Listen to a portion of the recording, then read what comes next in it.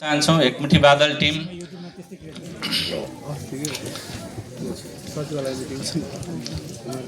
बस्नुभयो हुन्छ यतापट्टि बस्नुहोस् न, यतापट्टि खाली छ।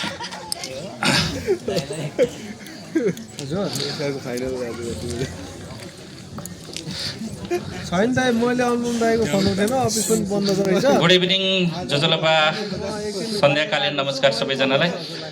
मैले अघि नै भनिहालेँ, आज हामी एकमुठी बादलको चाहिँ प्रिमियर सोमा उपस्थित छौँ। यहाँहरू हाम्रो निमन्त्रणा स्वीकार गरेर आइदिनु भएकोमा एकमुठी बादल अनि यो चलचित्र निर्माण गर्ने कम्पनी मन प्रोडक्सन, गौँथली इन्टरटेनमेन्ट र यो सँगसँगै यो चलचित्रलाई जर्मनीको थर्ड कल्चर किड मिलेर चाहिँ निर्माण गरिएको हो।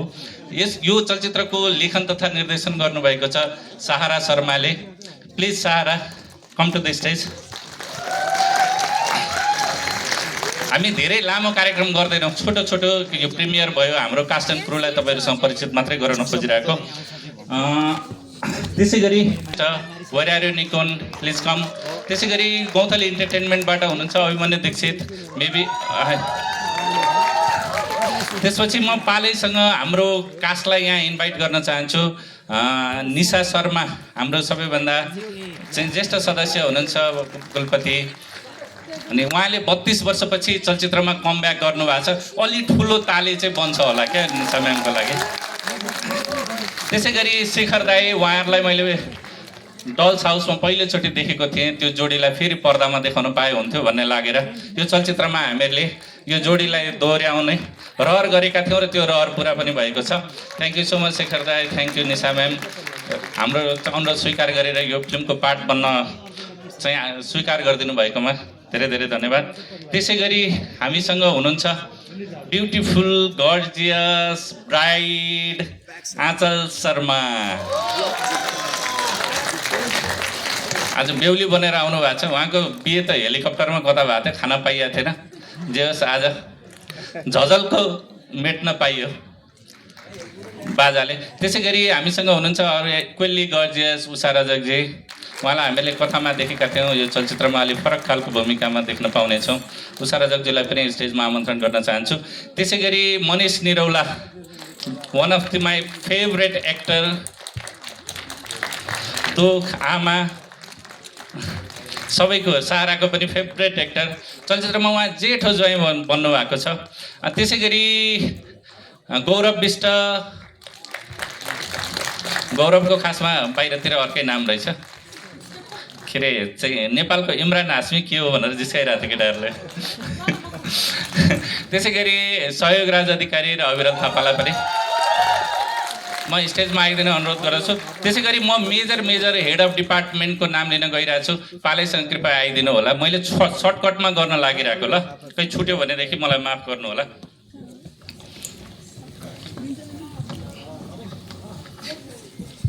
मैले अघि भनिहालेँ, राइटर डाइरेक्टर सहारा शर्मा, प्रोड्युसर अभिमन्यु दीक्षित, प्रोड्युसर हाम्रो थर्ड कल्चर किडबाट सारा फाजिलात पनि हुनुहुन्छ जर्मनीको। अर्को प्रोड्युसर सामी पेराज तिमल छेना, मी माइसेल्फ, म यहीँ छु। तपाईँहरूले मलाई सधैँ पत्रकारको रूपमा, राइटरको रूपमा देख्नु भएको थियो। यो चलचित्रबाट मैले पनि डेब्यू गर्दैछु निर्माताको रूपमा। त्यसै गरी अनुप पौडेल कहाँ हुनुहुन्छ? बाहिर भए पनि कसैले खोजेर ल्याइदिनु होला। अनुपजी प्लिज कम। उहाँको बारेमा आज विशेष खबर पनि छ। उहाँले निर्माण गरेको चलचित्र एलिफेन्ट इन द फकको आज ट्रेलर पनि निस्किएको छ। उहाँको चलचित्र अनसर्टेन रिगार्डमा, कान्सको अनसर्टेन रिगार्डमा कम्पिट पनि गरिरहेछ। आज चलचित्रको सेलको समाचार पनि आछ। BFF बेस्ट फ्रेन्ड फर एभरले, फ्रान्सको चाहिँ कम्पनीले उहाँको चलचित्रको राइट्स पनि किनेको छ। It's a big day for Nepali film industry. अलि ठुलो ताली। अन्डरग्राउन्ड टाकिजबाट रिप्रेजेन्ट गर्नुहुन्छ अनपजीले। त्यसै गरी हाम्रो एक्जिक्युटिभ प्रोड्युसर निकुन सुस अलरेडी हियर। हाम्रो सिनेमाटोग्राफर हुनुहुन्छ भियतनामबाट लिन्डेन, अरू बाँकी नाम लामो छ, मैले उच्चारण गर्न जान्दिनँ। We have editor Gaurav Mallik from India. Gaurav भइरह्यो, वेलकम म्यान।